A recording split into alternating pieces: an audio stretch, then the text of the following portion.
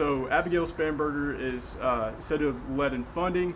In the most recent poll from VCU, she's also currently leading by a fairly large margin. How are you feeling at this point in the campaign stage heading into August? So I'm feeling very excited. Don't believe what your eyes are telling you because the media is lying to you. What do we know?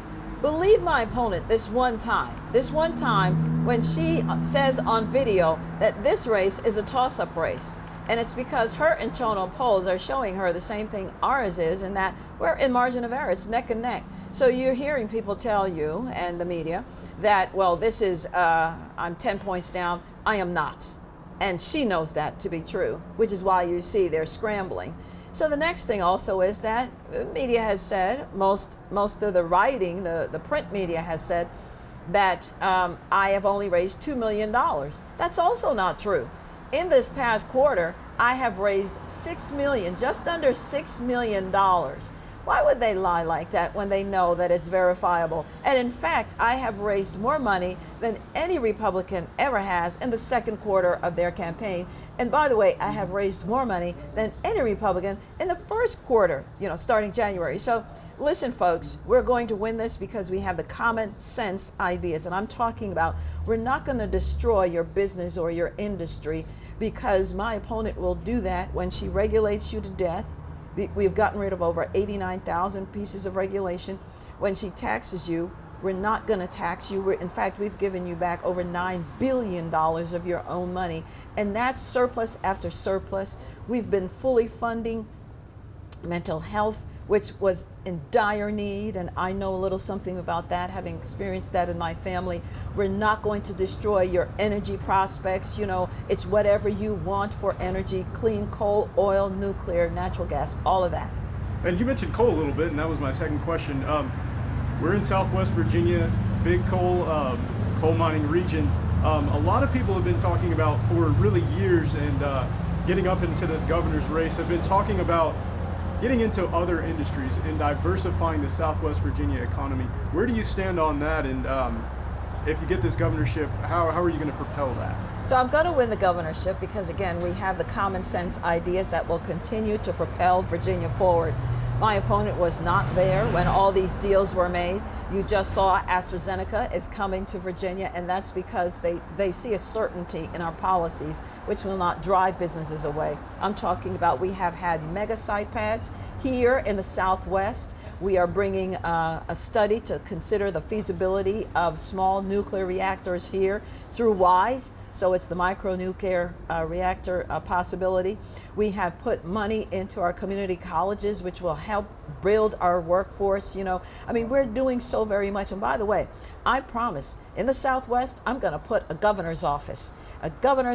Because I believe you have to be among the people. And I think that will alleviate some of the times that Southwest Virginians think that we don't see them, because we're separated by a mountain. I don't ever want that to be the case. So I'll be working out of the Southwest. Furthermore, we're going to diversify. We're continuing to do that because everybody knows from childhood, Grandma used to say, you can't put all your eggs in one basket. We know that to be true. Now, my opponent, she's going to destroy the right to work, which means that if you're going to be forced, if you're going to take this job to join a union, you're going to be forced to if you're going to keep the job, to pay union dues every single paycheck. That's not going to be helpful, for example, to our farmers who are already suffering. It's not going to be helpful to our small business owners. It's not going to be helpful anywhere, and it's going to drive businesses away. That's what I mean when I say I believe she's the angel of destruction. All right.